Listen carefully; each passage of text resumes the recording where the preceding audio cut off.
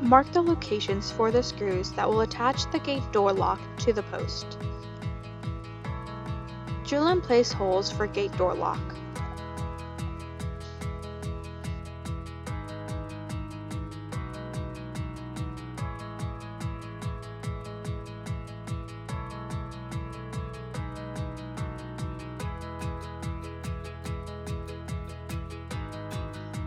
Screw in gate door lock to the post through previously made place holes.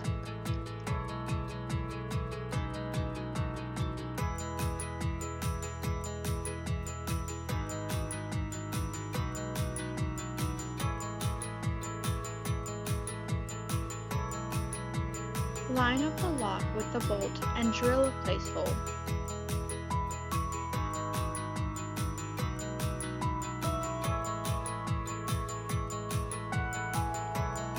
Screw and bolt through previously drilled place holes. Make sure the bolt is flush with the lock.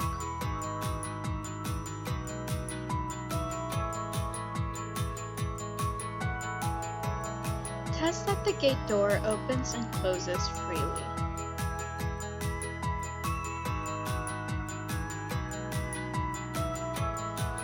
For more information, please call 1-877-862-7049.